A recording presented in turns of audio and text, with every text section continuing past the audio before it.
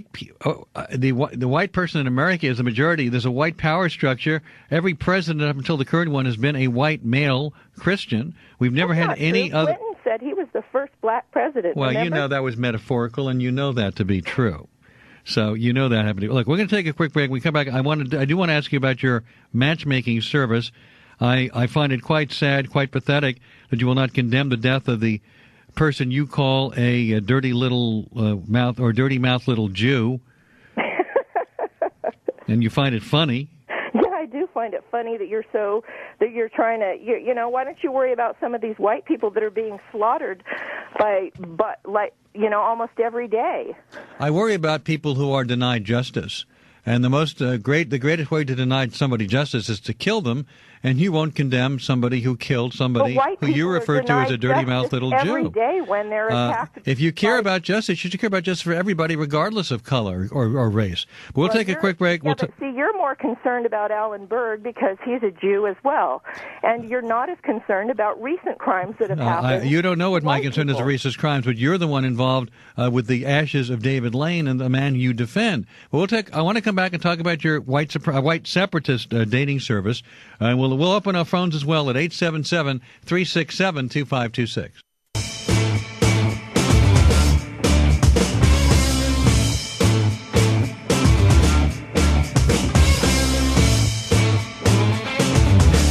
I'm Alan Combs. We're talking to April Gaede. Says she's willing to act as a go-between, researcher, matchmaker, older sister, and guide for any white nationalists who are looking for a white nationalist spouse. You said you want to create a more secure and successful way for white nationalists to meet by creating a screening process, starting with a questionnaire. What are some of the things on the questionnaire? Oh, like ancestral background and religious beliefs and political beliefs, and, you know, if the people want to have children or if they've already got children. Probably all the average things that you would expect, something like that would be important for people who are meeting each other for the first time to know. You yourself have said you're with your second husband and your first husband, who was the father of the two girls we spoke about earlier. You said you regret that you didn't have more childbearing years in between where you could have produced or reproduced 4 or 5 more white people. Well, I have really beautiful kids, and so, yeah, I wish I had more kids. More white kids, of course. Well, since I'm not attracted to black men, yeah. Do you think there should be laws against whites and blacks marrying? No, but I think that there should be laws against basically people forced to live together in areas where they or go to the same schools. What do you mean forced to live together? Well, I think that, well, for instance, if, a person was a real estate agent, and then they knew that certain people in a certain area wanted to only have people of their racial group in that area. So in other words, you want landlords or how you want to be able to deny selling a house to somebody based on race? Well, I don't know why a person would want to live in housing where they weren't wanted. Well, some people don't care that someone of a different color skin is near them. No, it's just because they choose to not be around their own people because they've discovered, as most black and non-white people have, that their own people are so horrible that they want to go live amongst us white people because it's safer, because white communities are safer. Why do you care whether somebody who you happen to be near or living near is a different color skin than you? Why would that bother you? Well, you know, what happens usually is it's their behavior. It's not the color of their skin. I've grown up in California. I lived there for 40 years, and pretty much I've always been privy to seeing the other races and their behavior, and I'm not pleased with what I've seen, and I've never seen a Mexican community that I thought was a nice community to live in. Really? Or a black community that I thought it was a nice community. What about an Asian community? Has there ever been a nice Asian community?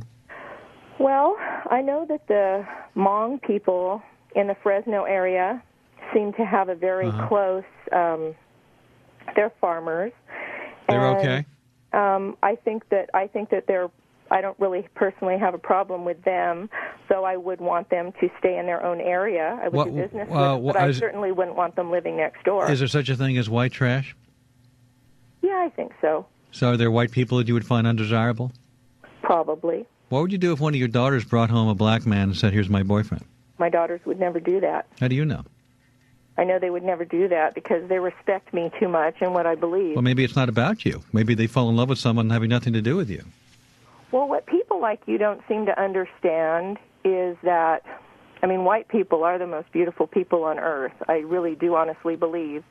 And most white girls who choose to have black boyfriends don't do it because they're in love with them. They do it because they're trying to prove something. They're trying to prove some kind of political agenda. Now, if you say that the white people are the best people on earth, it sounds like... No, I said they're the best-looking people on best earth. Looking, but you also said that black and non-white people discover that their own people are so horrible.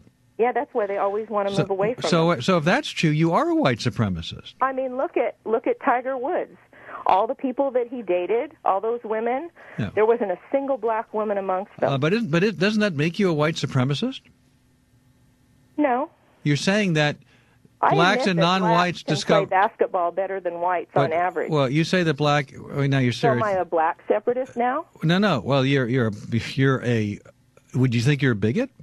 I'm a racist. Are you a bigot? No. You're not bigoted? At all. No, at all. Not at all.